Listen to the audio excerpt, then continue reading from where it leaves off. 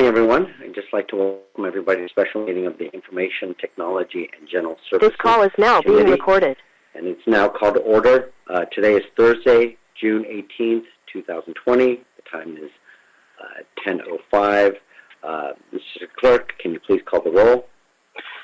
Councilmember Lee. Present. Councilmember Blumenfield. Councilmember Blumenfield. Blumenfield present. Councilmember Rodriguez. Here. A quorum is present, Mr. Chair. Thank you very much. Seeing that this is a special meeting, we will not be taking general public comments, but if you wish to speak on any of the specific items, you will have 1 minute with a maximum of 3 minutes. City Clerk, can you please give instructions on how to dial in and give public comment? Yes, sir. As indicated on the agenda, members of the public wishing to offer public comment on specific items listed on the agenda should call 1-669-254-5252, use meeting ID number 161-829-4030, and then press pound. Press pound again when prompted for participant ID. Once admitted into the meeting, press star 9 to request to speak. When it is your time to speak, please indicate which specific agenda item you would like to speak on. Please turn down the volume of your devices on which you are listening to the meeting to avoid any feedback.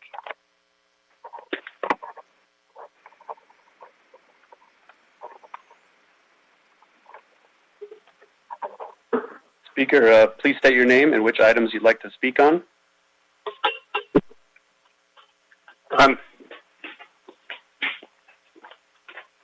Hello? Speaker? Yes, please state your name and which items you'd like to speak on. Daniel Henriksen, and the item is 19-0157.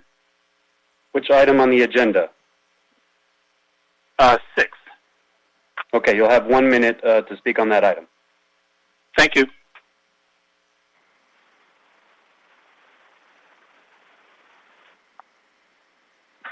Go ahead. Right now? Yes, right now. Okay, thank you. The the community online reporting service is for nonviolent, non-injury, non-firearm related issues, and the proposal is to link the My LA 311 application to that reporting service, and I applaud the efforts to combine them. But it seems to me that we're doing this in the wrong direction. Rather than increasing the functionality of the community online reporting service, instead we should be moving that entire project to My LA 311, and they will make the necessary referrals to the police department for any issues that do require a police response. This just seems backwards to continue to build up a police department for nonviolent, non-injury, non-firearm related issues. We're just going about this the wrong way. We're perpetuating a duplication of services instead of consolidating them under the My LA 311 project. I appreciate the Speaker. Thanks. Yes.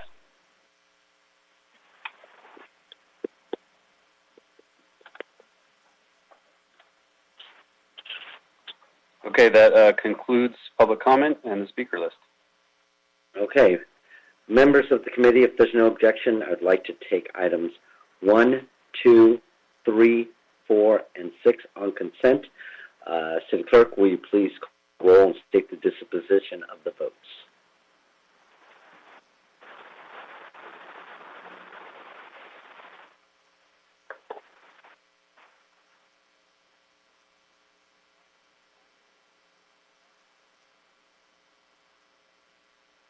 City Clerk?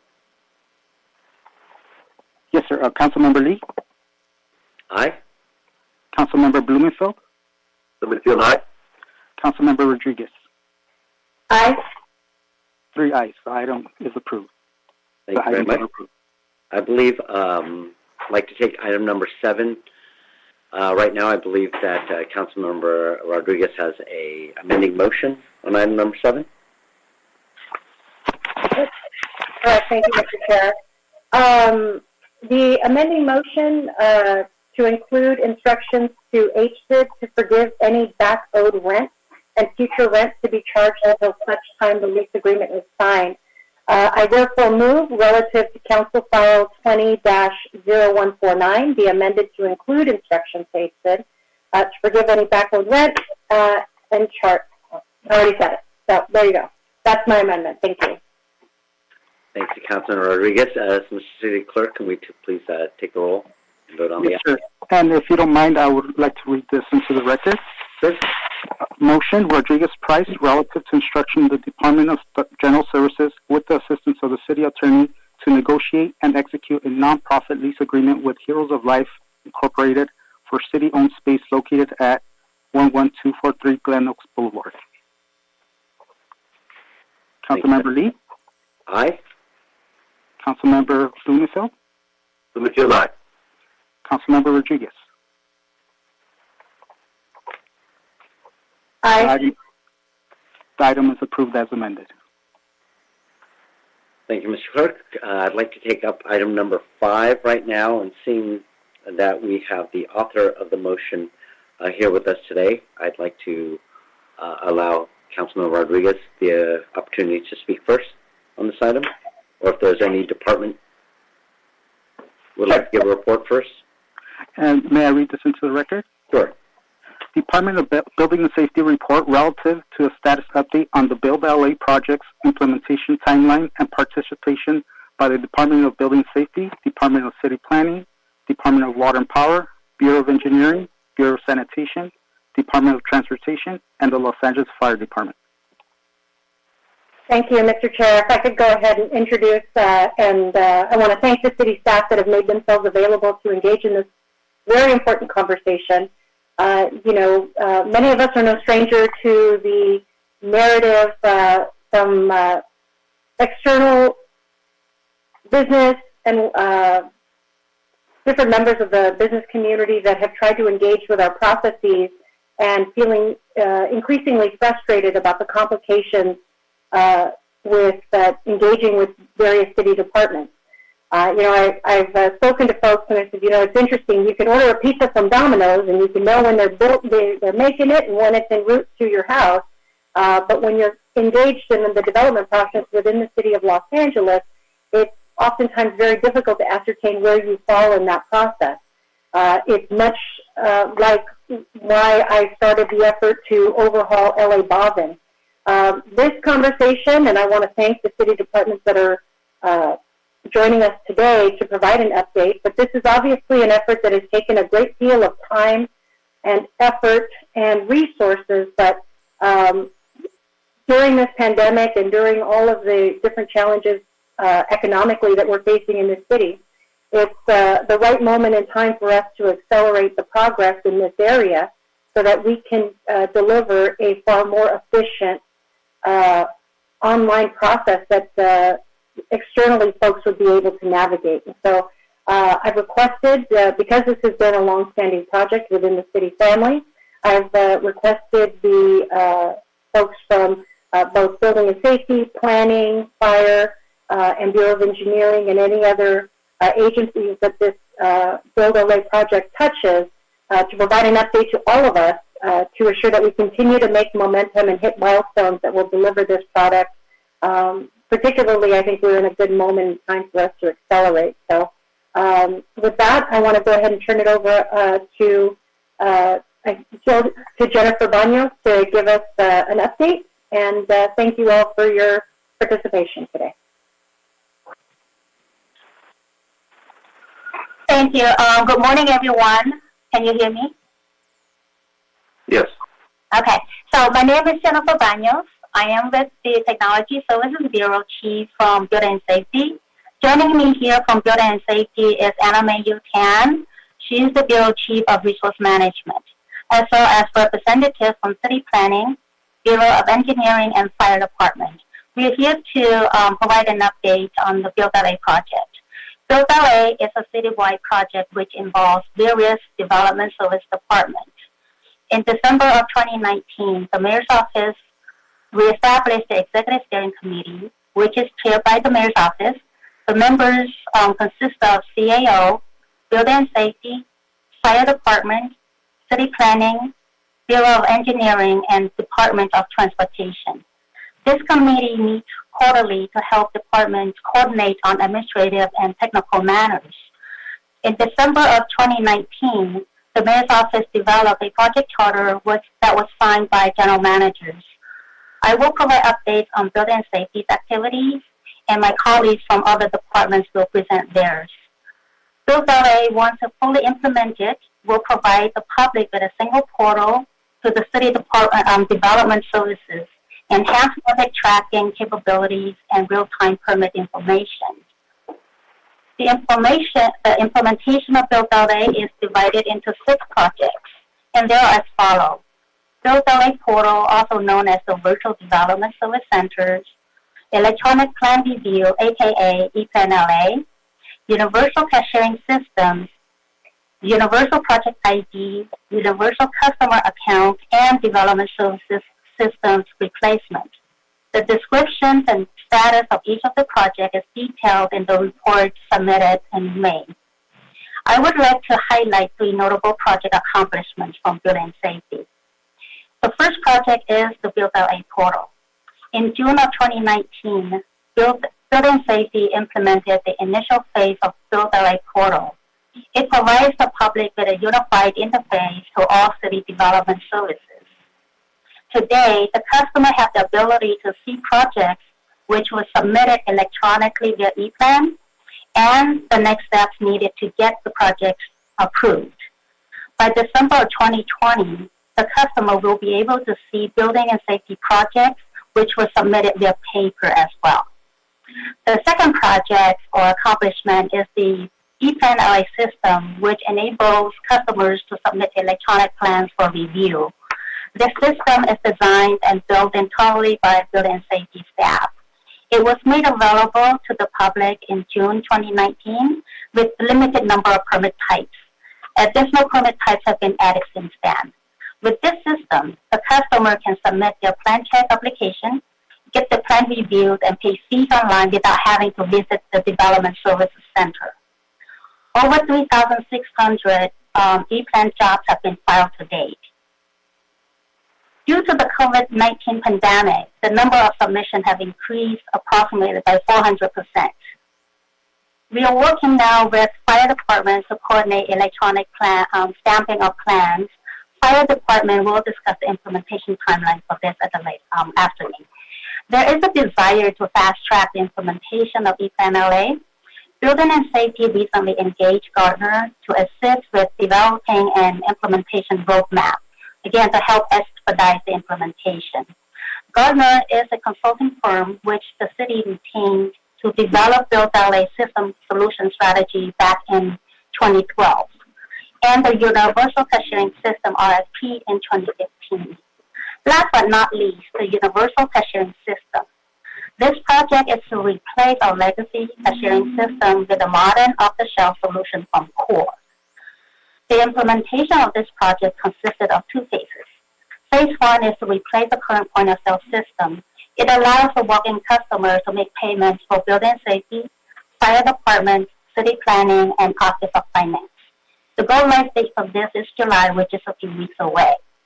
The second phase will be to replace the online payment system. It allows the customer to make payments online. So I would like to take this opportunity to acknowledge the Mayor's Office leadership, the members of the Build LA Steering Committee for their dedication to help move this project forward, and especially the non-member departments such as ITA, City Attorney, and Personnel. Now this concludes Building Safety's update. I will hand it over to Ashley Atkinson from City Planning. Anna Mae and I will be available to answer questions after the department's presentation.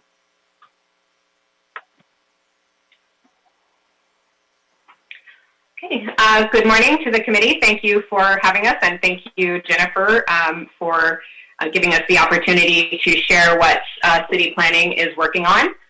My name is Ashley Atkinson with City Planning's Performance Management Unit, and I am here with Moni Patel from our Information Technologies Division. I just want to check that everyone can hear me okay.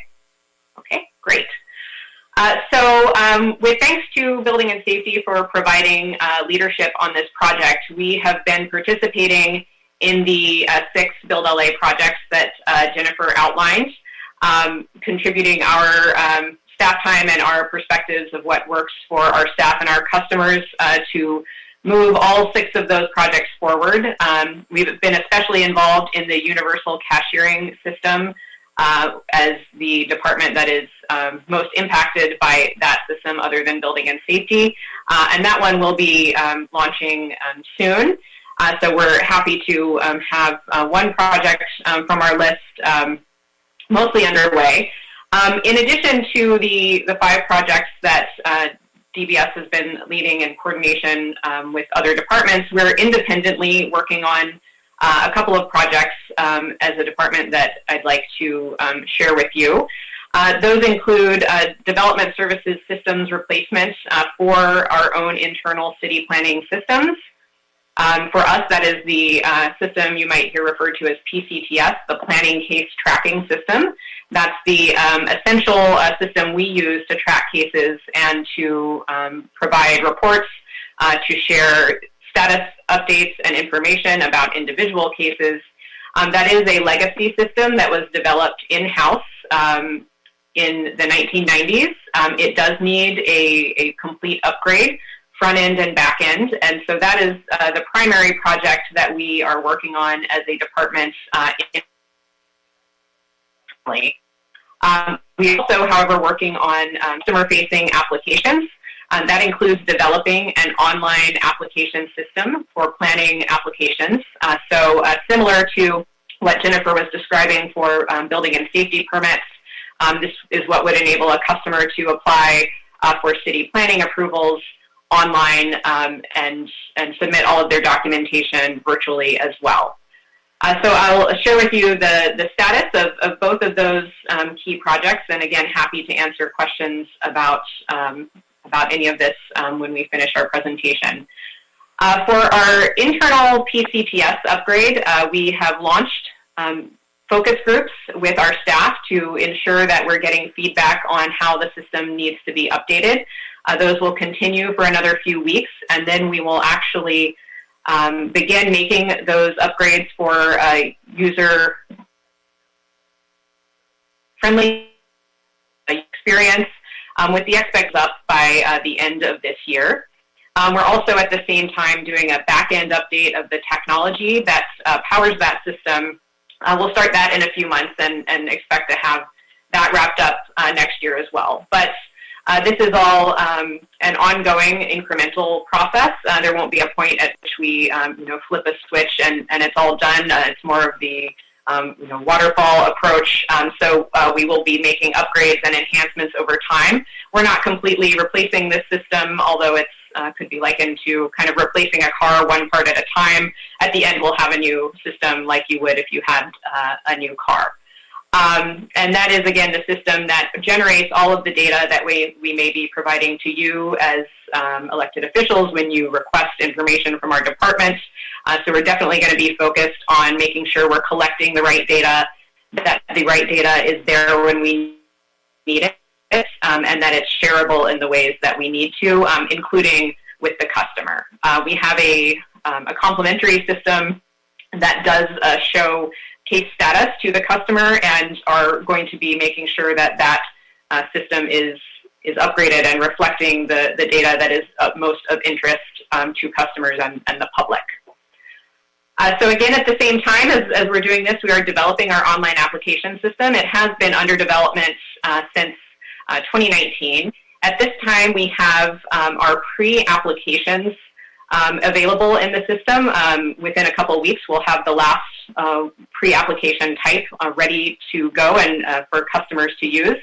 We started with pre-applications as a pilot of this system because there are a lot of things we need to consider, such as hearings, decision-making bodies, and how they would interact with it. The pre-app don't include some of those more complicated steps. So we started there.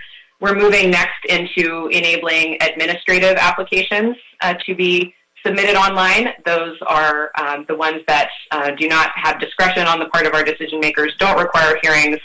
And finally, we will move from there into enabling those discretionary applications to be submitted online. So again, an ongoing incremental approach, not a point where we'll flip a switch. We'll be rolling out different application types over time with the end goal of having a fully online application system that can then plug into the bigger picture of Build LA, being able to pass documents back and forth between the departments and route those reviews around electronically. So both of those projects are underway, and again, expect to make substantial progress this year. You'll start seeing some announcements about availability in the next couple of weeks, and look forward to answering any questions you have. With that, I'll pass it off to Kathy Nguyen from the Fire Department. Thank you. Good morning. My name is Kathy Nguyen, and I am the IT project manager for the Fire Department.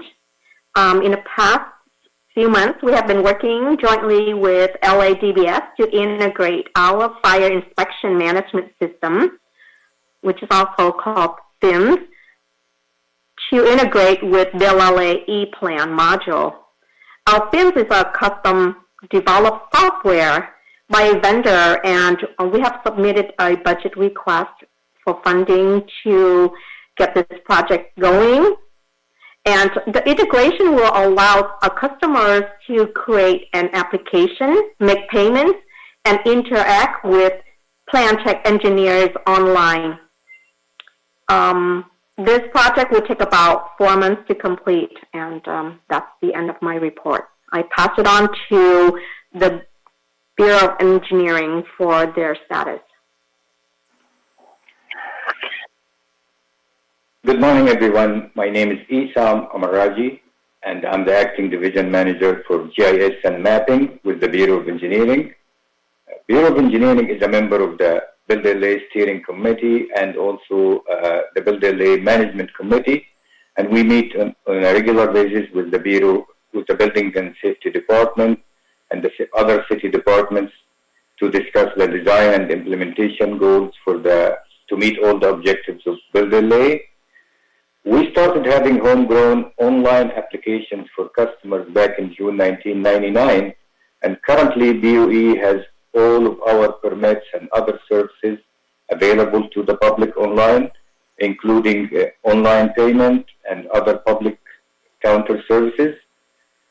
We expect that with some reasonable modifications, we will be able to fully integrate with all parts of the Build LA. And currently, our customers can submit plans online and receive corrections online.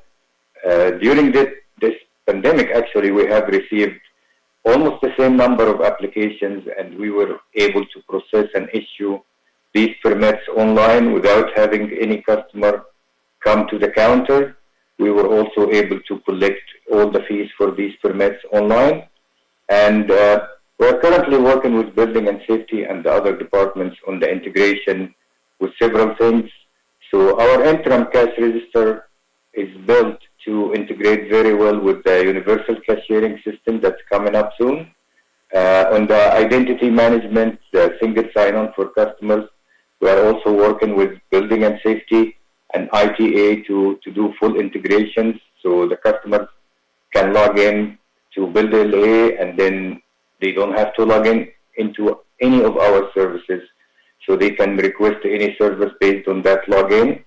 We will also work with Building and Safety to push data to the Build LA, so data about the status of any of our permits, so that the customer can go to one place and see the status of the permits they applied for, and in the future maybe make payments also using the same interface. We are also working with Building and Safety on the other parts of the project, like the Universal Project ID. We are still discussing how to implement that, through the city process. So that's the current status of Bureau of Engineering. and I will be glad to answer any questions you have. Back to Jennifer, who is...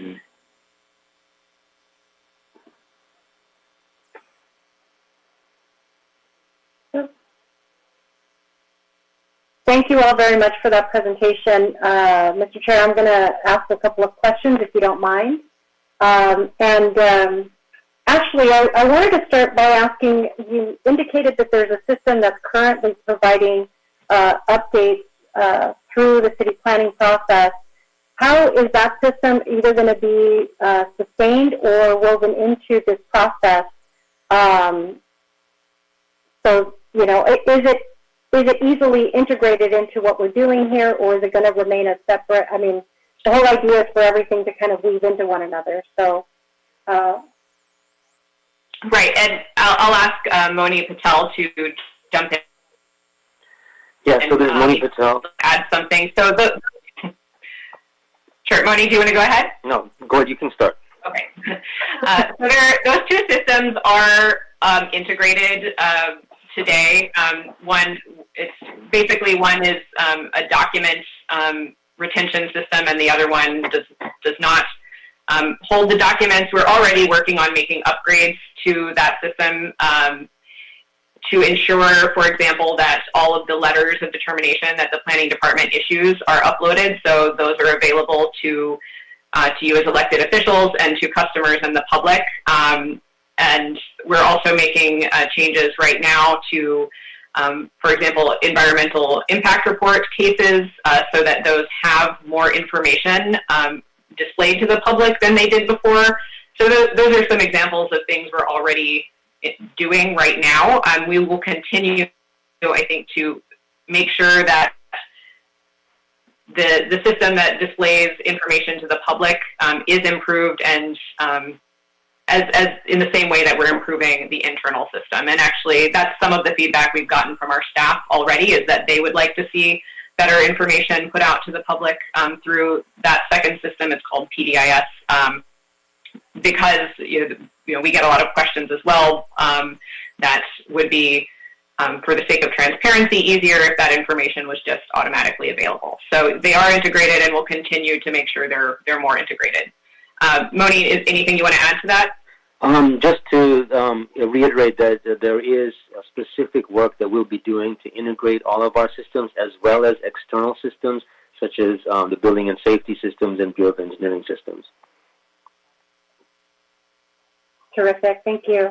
You know, as indicated, as a result of COVID-19, it presents us with this very unique opportunity to kind of accelerate this work, because a lot of folks, as indicated, I know with building and safety, folks have been utilizing more of the online opportunities to submit. And just, you know, again, every department has been at a different stage. I know Essam mentioned what DOE's been doing, and I know his predecessor, Randy Price, some of the work that was happening in BOE was, you know, we had a multitude of systems, none of which were all communicating with one another and were in alignment with one another. Given some of the work that the Office of Finance and you know, has been ongoing in terms of fee collections, is everything, you know, in conversation in terms of collections? I know the single user interface has always been a big challenge, and everyone is trying to identify who's going to take the lead on that, but there has to be one lead. So how is that being established at this time?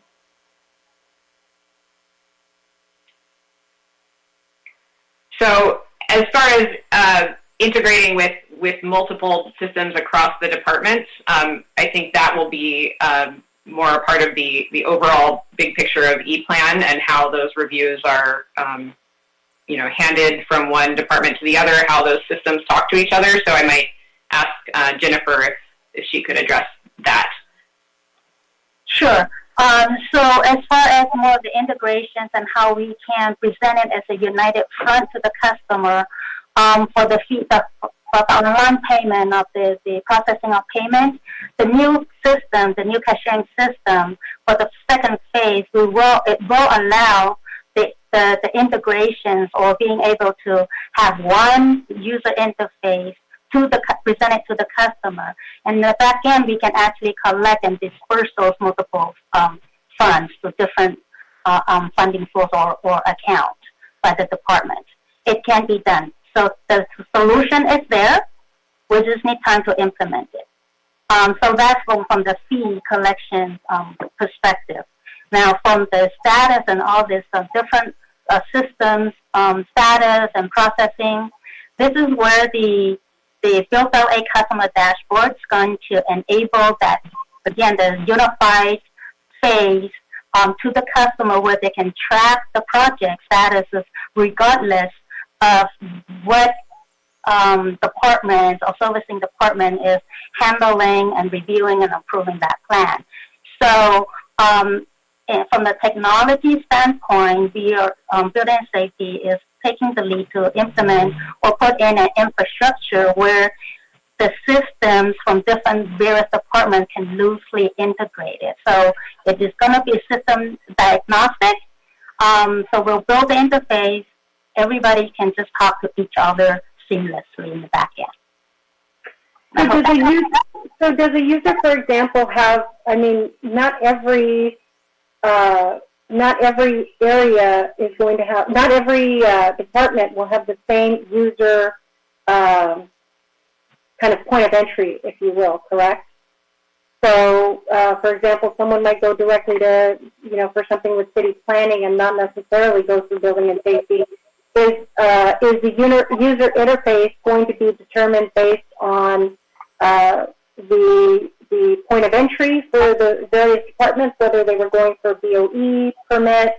How is that all how does all that flow? And that is a real great question. And that's just, there's a different use case or what we call a customer user scenarios, right? The different use cases. So typically, people will submit the plan or the application through Building Safety as the entry because normally they will, I need a permit to rebuild my house. So they would start with Building Safety, and through Building and Safety's review and of the application and the plan check requirements, Building and Safety plan check engineers would identify the clearances required from each of those departments. So in the system, we're going to make it real simple for the customer, where we'll give them the list of here are the permits or clearances you need to obtain in order for us to approve this permit, issue this permit. Then we'll give them a link to all of the departments that they need to apply or submit their application. So they have a one summary sheet where they can go and check off their list. And then through that, there's a system, they can just click on that link and initiate the process or application process for each of those departments. So again, it's going to be, we're going to consolidate and kind of integrate, make it seamless for the customer, make it easy for them to follow. It's similar to today, it's a piece of paper, right? They have what we call a summary clearance sheet. They actually take a piece of paper and just go to different departments to handle that. But we actually make it online and then make it easy for them to follow. So from that front, we're going to improve that user experience. Now, the different use case that you thought of is that, okay, what for the more experienced customer or developers, they know the system today, how to navigate through our complicated organizational structure, they independently and in parallel will initiate those application independent of Building Safety, right? So the system eventually will be able to allow the customer to associate those applications that they already simultaneously submitted to expedite the process. So the system will allow them to reconnect, reorganize their own projects so they can have full capability to manage their own projects from the customer standpoint. On the back end, though, that's still, like, for example, if the port of entry, we'll say, is Building and Safety, it's still on the back end to require someone on a case-by-case basis to still kind of direct, I guess, because that functionality isn't necessarily automated. Is that accurate?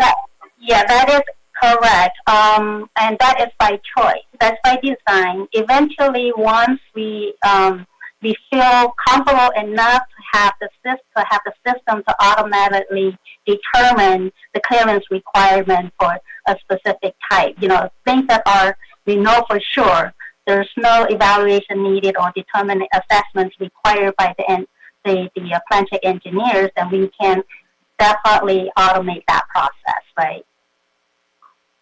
Yeah, I mean, my concern is because it still falls potentially a bottleneck for a staffer to be available to kind of determine what the process is going to be. It doesn't automate or accelerate our process internally. Front facing, it's like I don't want to use the term, but I have to. It's like lipstick on a pig. How are we going to make sure that our process is actually being reformed internally as well? External facing, it's trying to present a picture. I'm trying to ascertain how some of these operations are actually going to be, in some cases, automated so that it actually reduces the workload for some of those more larger cases in the city as well. So how is that being addressed systematically across the different departments, given the different touch points of this process? So from the system standpoint, from building and safety, once we identify those clearances needed, we can actually build in a notification to the departments who are required to conduct the clearances for that project. And that can be done. Okay. Yeah. Sorry, Mr. Chair, if you want to go ahead and thank you for allowing me this opportunity to engage in this conversation. I'm, clearly care a lot about it. I want to see the success of this project. I know it's how important it is outwardly facing, but it still begs the question to make sure that we're still doing our part to reform our efforts. The only last question I'll present to all of you is that in this budget process, and I know it's a very difficult one and one to, but it's that time for us to have that conversation. And one of my colleagues serves on the budget committee, but to make sure that the resources of staff time are in alignment with helping to fulfill this project. I know the conversation began under the Zaragoza administration, and it's, we're in 2020, guys.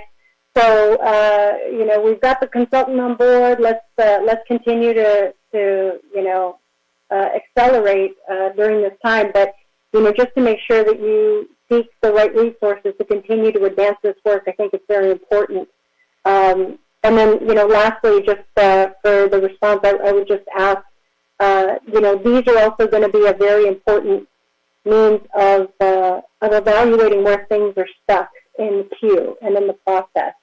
And I think it's really important that we examine those shortfalls to assure that we're providing the right resources in each of these areas to meet the needs of our external-facing customers. But thank you very much. Appreciate you all. Thank you, Councilman Rodriguez. I appreciate you bringing the subject up because this also is extremely important to me. As we move towards, trying to provide more affordable housing in the city. One of the biggest frustrations for people really is the time. When they can't predict the amount of time it's going to take to go through a process, whether it's 3 months or 3 years, that all has to be factored in, and is why I believe it's been a hurdle.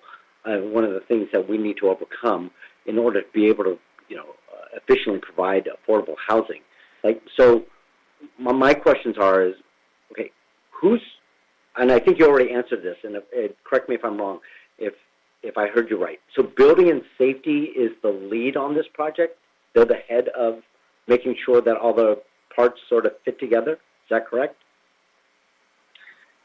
Actually, no. The project is actually led by the mayor's office. Has been very involved and to help setting, with the coordination, administrative effort from all the departments. Building and safety actually do provide a very heavy lifting for this project, because we think there's a lot of the projects actually involved building are mostly affecting building and safety, because we do have the majority of the permits processing, and we are the one, like it's the front door, the first stops usually come to us, and we're the one who's determine which departments require clearances and whatnot in order to issue a final permit for the application. So we take the ownership and the leadership to take charge and to implementing what we feel is very critical to us. Okay, I mean, we have an ITA department. I mean, shouldn't they be the lead? Shouldn't they be sort of making sure that all the information, is flowing through one system and coordinating that? I understand why it's the mayor's office.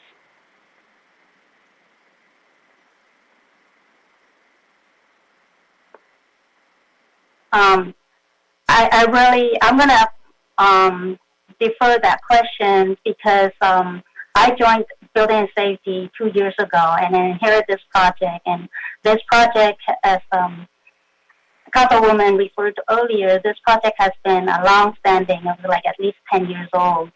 So I do not have the history in order to respond to that question. Okay, so what is ITA's role in this? ITA has not been very involved in this project. Okay. I do reach out to them when I need more of a citywide, any IT-related matters. Because I think we need a central coordination, because one of the frustrations has always been of the city when we move forward with information like ITA sort of technology systems is that every department has their own sort of proprietary system, and people within that department know how to use their system. And then when we try to put a citywide system, everyone sort of sticks to their guns with their one system. So we need sort of like a central sort of making sure that all departments are on board, because one of the frustrations, many of the frustrations is when someone comes in, and I'll just give an example, goes to Department of Transportation. Department of Transportation says it's okay to put a driveway here. And then they take that over to Bureau of Engineering, and Bureau of Engineering says, no, that's too close to this. It can't be there. It has to be moved to a secondary place. So they don't know who to talk to. So within this system, I mean, those type of problems will be sort of handled in that type of example to make sure that competing departments don't, when they have a discrepancy on let's just say, a driveway, they'll be able to then look at that and then talk to one another so they handle it before it goes back to the, for lack of a better term, the applicant. So, I mean, that is a very good example that to respond to answer to that. This is the reason why, again, coming from ITA, I used to be with ITA for many years before I joined the Building Safety. I always go back to ITA to get their consultation to make sure that we are still within, the guideline of the direction of where the city is heading from technology standpoint. One good example is we built, before we built the Build LA portal, I actually again reached out to ITA to seek for their advice to make sure that the platform that we're using is again compliant and conform with the direction where the city is going. That's one example. The second example is the universal user account for the registration. The public IDM, also referred to as the public IDM. I also work with ITA to make sure that the solution that we are going to implement is in compliance with the direction set forth by ITA. So even though they're not very actively involved, I have always been engaged them in the discussion as far as making decisions on a technology standpoint. Okay. Well, so ITA's role in this big information technology platform that we're trying to move forward is just there to answer questions. Advisory and consulting as far as setting directions on technology that impacts citywide, yes. Okay, so there's someone from ITA here?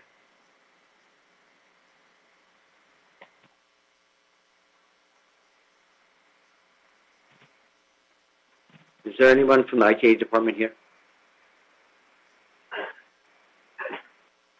To my knowledge, Mr. Lee, there has not been anyone from ITA as part of this group that was requested to report. That's why we have those that have been involved in leading this effort. Okay, because I think I see, I'm looking at and I apologize, is William Imperial, are you with ITA?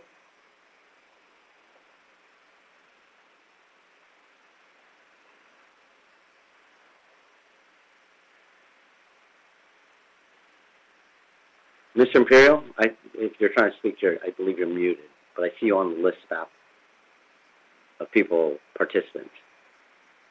Are you able to answer any questions?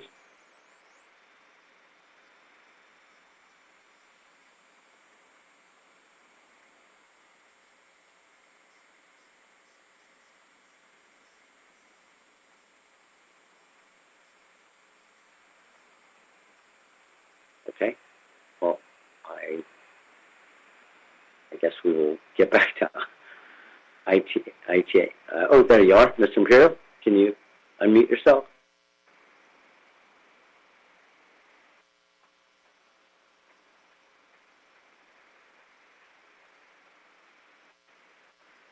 Does someone have the ability to host to unmute Mr. Imperial?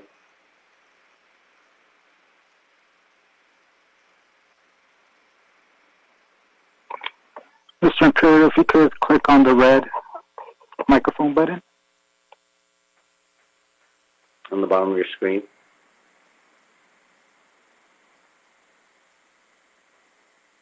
Okay, well, if Mr. Imperial, if you're able to join us, you can just jump in at any time. Yeah, because I was looking over some of the things, because this technology is only, when I'm looking at the first part of it, the Virtual Development Services Center, and I was looking into this one thing that is supposed to make the interface more interactive, and it's called CHIP.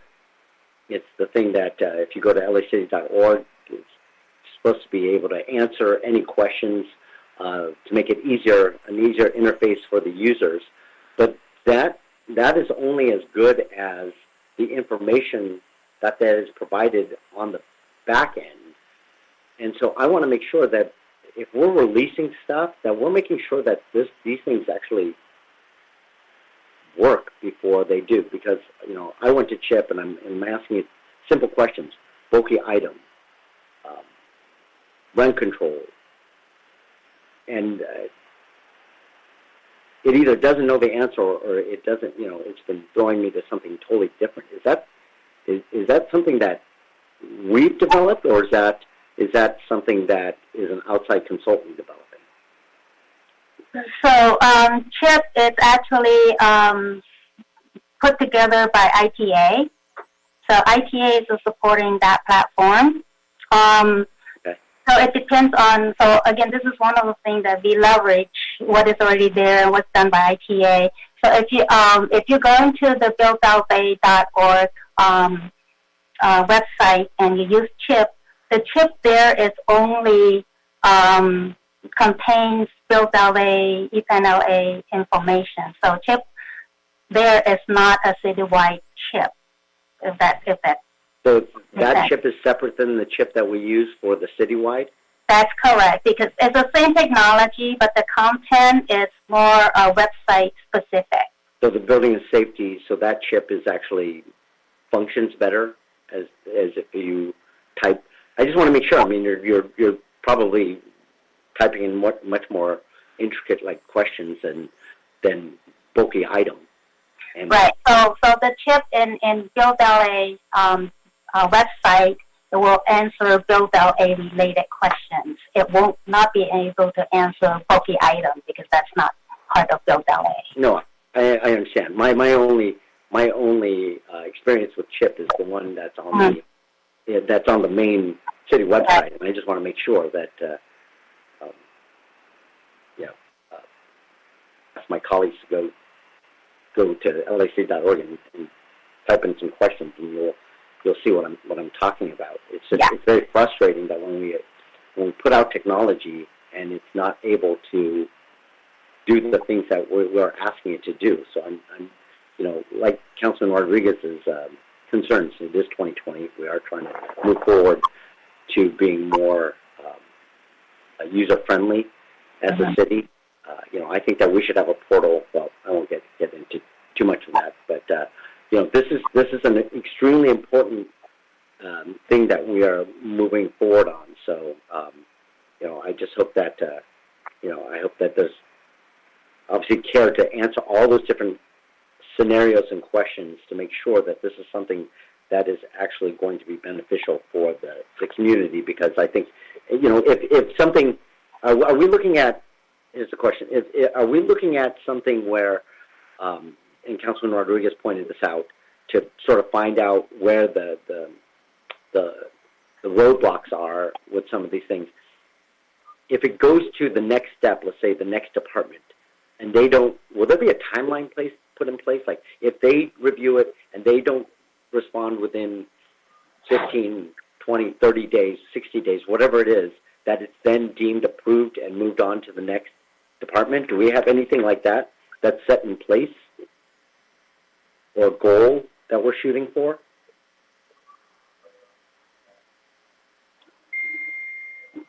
So that is more an operational question, so I'm going to have to defer to someone who's more knowledgeable with the operations. Ashley? Okay. Well, I guess... Councilmember Lee, this is William Imperial. Sorry for the... I do work for ITA. I couldn't get on. I could see everybody, but I couldn't get on. I couldn't unmute. Not a problem. This is new to all of us, this new way of... our new reality. So I totally understand. We're all working on several different communication platforms. So I get it. So what I was asking is that ITA's role, like what is? I mean, shouldn't you guys be sort of at the? I mean, you're the information technology agency. Shouldn't you be at sort of the lead on this? Well, oftentimes things get out of hand before they get going, and once they get going, and they get into what we all know as project creep. We've all suffered that. It's already launched, and ITA is just, and has been, serving in the consulting role.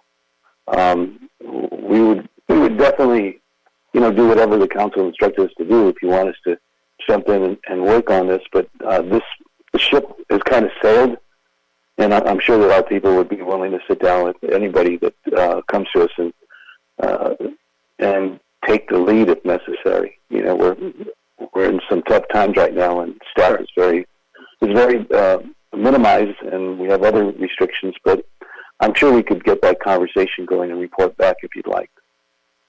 Yeah, I mean, my own question is, I just want to make sure that there's some sort of lead agency that is sort of responsible for making sure that all parts of this all blend in and work seamlessly together. And so I guess we'll have to have discussions within council as to some of the parameters or whatever we want seeing put on this, because I think this is an extremely important part of us as a city moving forward in order to afford, in order to provide affordable housing that, projects come in on time and on budget, and, time as they say is money. And if we're more predictable as a city on when they can get through these processes, I think that we'll be able to actually decrease the amount of, the amount of rent that's being charged, because the unpredictability is raising costs. So, Mr. Imperial, while I have you on, as far as with CHIP on the main website, if that's something we can report back also to take a look at. It just seems that it's only as good as the information we're putting into it, and so I think that maybe we can talk, offline. But if we can have a report back on that interface and how that. Very good. With what you're talking about within this project. No, with just the whole city. Okay, we can do that. Mr. Lee, and I want to just, only because I'm familiar with some of the 311 contracting and the external facing portal, my understanding, much of that was in led by the Bureau of Sanitation, if that's correct, Mr. Blumenfield, if you could help maybe elaborate. I would hate for us to mix the different efforts that are happening. No problem. You know what? That can be that's just a separate thing. So I just saw it there, and that was just something that I've noticed before. So that's all really the questions that, we can have that discussion on another day. So Mr. Blumenfield, do you have any questions about this project? Yeah, no, thank you. And I really appreciate all the questions that have been asked by both you and Ms. Rodriguez. We're all, I think, all on the same page. It's very frustrating because this has been, since January of 2011, this project started. And it's so important, and this pandemic has just underscored that we need to be nimble, we need to be online, our departments need to be integrated, and I'm just worried that we're not. I mean, I'm excited by the progress that's being made, but it's been too long, and I'm also a little worried that we're doing it all in-house. I don't want us, and I want to get some assurances from the folks who are putting it together. Like with the PACERS program, that's a legacy system that was great at one point, and now we have it's all reliant on one person who wants to retire, who knows how it works. So I guess the question is, how come we're not doing more of the, buying the stuff off the shelf and having systems that work in every department? Why are we doing so much of this in-house? And my biggest fear on this, and help allay that fear, is that we're going to build a system, a 2000 system, and then it's going to be 2022 or 25 when this is all up and running, and it's going to be a legacy system that's out of date. So I just want to get some assurances as far as, why we're going this route as opposed to using stuff that's off the shelf that gets upgraded every year and that can be used by multiple departments, and just some assurances that we're not going to end up with a legacy system when this is said and done. So if I could get some feedback from the departments on, on those concerns. This is Isham Amaragi with the Bureau of Engineering, and I was part of that study back in 2011. And the city advertised that project, and we received couple of proposals actually from major companies that build systems to serve online services for similar development services. And none of the city departments at this time agreed that they can provide a system that can serve all the departments at the same time. So, to provide something that will work for building and safety and engineering, none of the existing systems, off the shelf. At this time, it was decided that none of them were able to do that. And still these companies in the market, and I look at these softwares myself, and with with all the requirements that we have on building and safety side, engineering side, and the intricate processes that we handle every day to issue a single permit or handle a skyscraper or something like that, it would be really very hard to use one system. That's what I saw from evaluating these systems back at that time.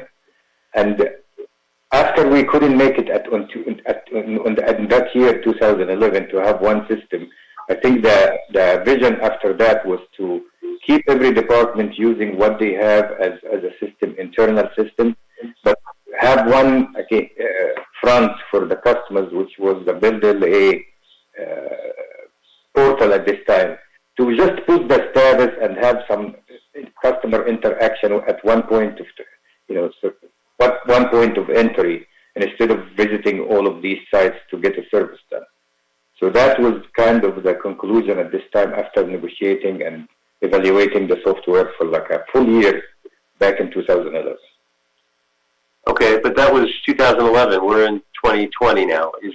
Are there systems out there that could do that? Or are there ways that we could maybe make our processes less intricate so they can fit into an off-the-shelf system so that the system can upgrade every year as opposed to my concern, which is that once we get the system done, it's already 5 years old, and then it goes from there.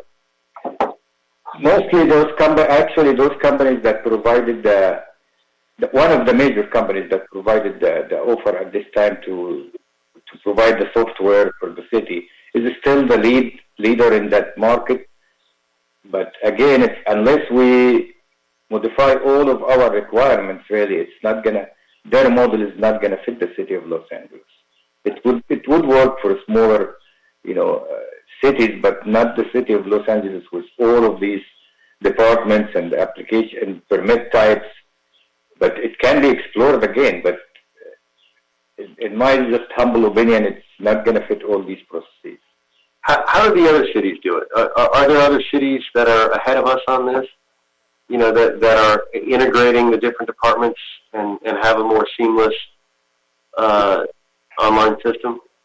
Some of the smaller cities really all they have is a very small public works department, which some of them are like staffed with 10 engineers or something like that. So it's not really, the size is not compared. Only something like Pasadena, and they have, I don't know what they have in electronic format, but mostly they do service on paper most of the time until this point.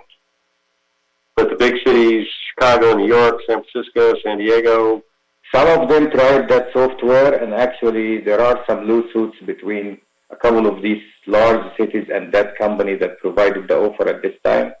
It's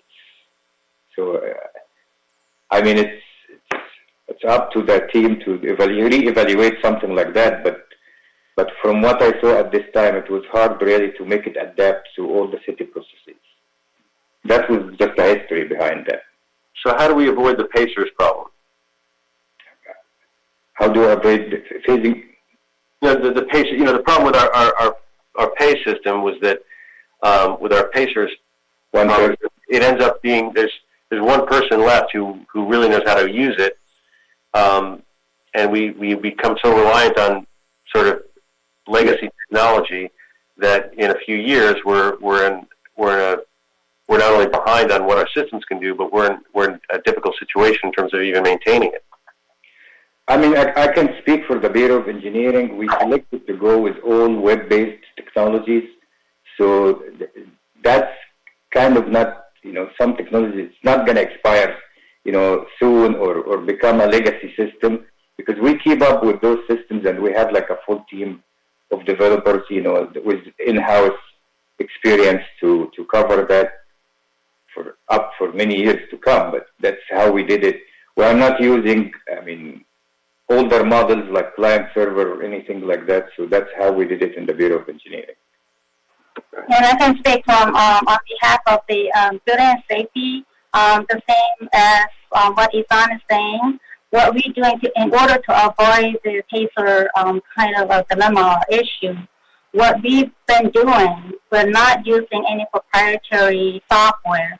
We're using a more common and more software solutions that actually we know that it's going to last for a long time. And .NET is a solution and it's a framework that is being used all over, the world. So from the skill set perspective, it's easier to acquire those skill sets from the outside to support the applications. And the other thing is the technology that we'll pick. We're using more of the open source technology, where it's more modern, that there will be support and that will last for many years to come. So that's how we address those from good and safe. And then in terms of timing, when do we feel that all these systems will be fully integrated? It's really from the piece that we're going to have to work with the other departments. It's going to be depending on their timing on their own pieces. But from building and safety standpoint, from the integration piece to show all the statuses, we will be able to show our own internal applications, for all of the different permit types, for both electronically submitted or on paper. So today they don't have any status on paper. So people who are submitting in electronic form for ePlan LA, they can see the status already in real time. So we will have that by December of this year for building and safety applications. Which is great, and I want to be appreciative of all the great work people are doing. But when do you think we'll have the seamless system that we all want, where all the different departments are integrated, where an applicant can apply and basically do almost everything online and actually see the progress as it moves through departments? The sort of the vision that the North Star that we're all going to. When do you think we get there? Again, I'm going to rely on the department's participation to provide that. So for fire, for example, we're going to be able to finish in 5-6 months for fire. For LADBS to be integrated with fire? Yes. Right. And for BOE and for planning and when do they all get integrated? If I can speak for BOE, where once the initial steps of Build LA are ready to receive data. So the idea is for the Build LA portal is to have a gateway to receive data from all departments, data about the status of a permit, where the permit is right now, and what's the next step. We could provide that steps by pushing data to the Build LA portal. So I believe building and safety, in the last couple of meetings, we were talking about what kind of interface they will build to receive the data from all departments. And if we have a universal interface that we can all communicate our data, for example, a B permit, an A permit, some types of the B permits that are issued by Bureau of Engineering, we can always push the status and any messages to customer to the Build LA portal. So we are all designing that receiving end right now on Build LA. I don't want to speak for building and safety, but once that's ready, we can push our data. For Bureau of Engineering, all of our permits are in electronic format now, and we can easily push the status and any instructions to customers to the Build LA portal through that new bus that collects the data. So to add to that, then building and safety will be able to receive that data by the end of December. Okay. So by the end of December, BOE will be able to push data to building and safety. Yeah, to the Build LA customer portal, yes. Right. And that's part of the integration, or are you viewing that as the sum total of the integration? That is part of the integration. So by then, fire should be there. BOE will be there, and the last one will be planning. And this is Moni from planning. So to answer some of your questions, in terms of integration, we're already working with building and safety to be able to pull data from their system, and that'll be ongoing. For the entire Build LA, that's part of our upgrades, is to make sure that we have more integration with external systems and using the same kind of formats. In terms of the standardization, what we're doing is using modern web technologies, and we're also having Microsoft consult and make sure that we're using standards so that any developer can be brought on board to fix issues in the future. So when do you think you'll be able to be fully integrated with DBS? So our back-end timeline is starting in September and ending in August of 2021. So, but a lot of the integration will probably happen in the beginning because it's a lot of the data integrations, and that doesn't require us to upgrade everything. We can start doing the data integrations early on. So I think about the same timeline, probably about the end of the year. So by the beginning of next year, all the data from all the departments will be able to be pushed into the system. It's just the other parts about actually being able to manipulate the permits online and doing all that within the date I would get more data sharing than putting it like into one central repository, because the data is housed within the individual department systems. Right. All right. Well, it's all very exciting, and as you've heard from my colleagues as well, we're eager to see this happen, and this new world post-pandemic, during pandemic has just underscored the importance of this project. So I appreciate all of your engagement and look forward to following this to fruition. So thank you, Mr. Chair. Okay. Thank you, colleagues. So I move that we file this report. Is that correct, Mr. Clerk? Well, Mr. Chair, I would actually like to request if we can hold it in committee to revisit the progress in perhaps a few months. We can schedule it for another maybe 3 to 6 months for an update and make sure that we're tracking progress on this. I think that's a great idea. Well, why don't we have it as a standing 3-month report regarding this item, and then we'll schedule this on the agenda. So, Mr. Clerk, do we need to take a vote on that? We'll just continue it? You will be continued, sir. Okay. So we'll move to continue that. All right. Item number 8. Thank you, everybody. I appreciate it. I see a lot of people here regarding that item, so thank you for joining us. Let's move on to item number 8. Again, seeing as we have the... Yes, Chairman, this is Stephen Hall, City Attorney's Office. The motion to continue the item, I think that there should be a vote on that, so if we could get a second on that. All right, Mr. Clerk, will you take a roll? Councilmember Lee? Aye. Councilmember Blumenfield? Blumenfield, aye. Councilmember Rodriguez? Aye. The item is approved. Thank you very much. So I'd like to move to item number 8. And again, seeing as we have the author of the motion regarding this item, I will allow Mr. Blumenfield, if you don't mind. No, thank you. I'd love to just make a few comments about this. And I introduced this motion. Can you hear me? Yeah. I introduced this motion prior to the COVID-19 pandemic, but it's even more important now than it was then for obvious reasons. And it's disheartening to learn how the safer at home order may actually lead to a wider digital divide than we already had. Disenfranchised communities have had huge hurdles when it comes to creating equal opportunities for education. Remote learning makes connectivity essential as gas or electricity or anything else. I know in my own house, and I'm fortunate that I have good connectivity, but trying to get 2 kids to do their education as their parents are trying to do stuff online is exceedingly difficult, and it just highlights how difficult that would be for someone who doesn't have half the resources. So during this time, ITA has compiled all the resources for low-cost internet in one location at getconnectedlosangeles.lacity.org.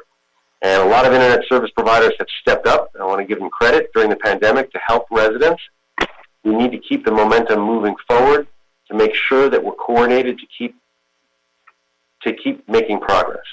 So I'd like ITA, the CAO, the CLA's office to look at how other cities have created digital equity funds, what type of projects have been beneficial to the greatest number of residents in those cities. We need to make sure that Angelenos have the connectivity and devices required to be successful in the world that we live. And that's why I think getting this report is important, and that's why I asked for your vote on. Mr. Chair, may I read the item into the record? I'm sorry, can you repeat that, Mr. Clerk? May I read the item into the record? Yes, please. Motion, Blumenfield and Wesson, relative to instructing the city administrative officer with the assistance of the Bureau of Street Lighting and Information Technology Agency, to report on the feasibility of establishing a digital inclusion fund to receive and disperse funds, including pole attachment fees, for the implementation of digital inclusion projects. Thank you, Mr. Clark, and thank you, Mr. Blumenfeld, for bringing this forward. In the report, if I can just ask that ITA include in the report information on the digital inclusion efforts that have and are already being provided by private company providers, as Mr. Blumenfeld stated. If you could include that report, I'd appreciate it. Any other comments from colleagues? Seeing none, I'd like Mr. Clerk, if you can call the roll on moving this motion to adopt this motion. Yes, sir. Councilmember Lee? Aye. Councilmember Blumenfeld? Blumenfield, aye. Councilmember Rodriguez?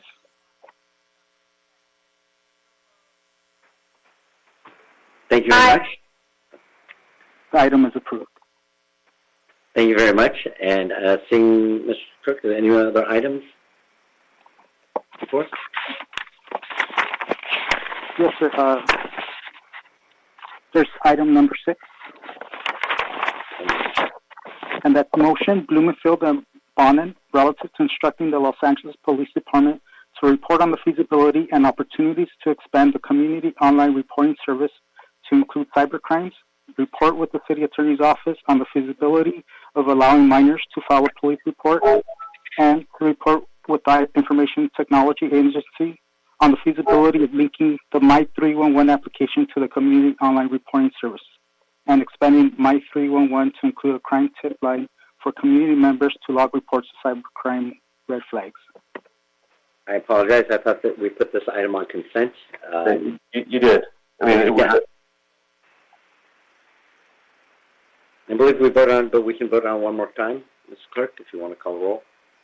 Yes, sir. Councilmember Lee? Aye. Councilmember Blumenfield? Blumenfield, aye. Councilmember Rodriguez?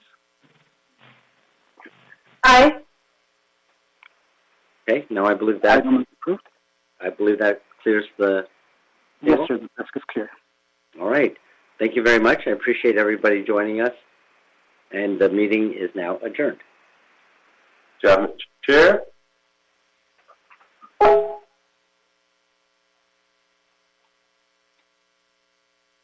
Recording stopped.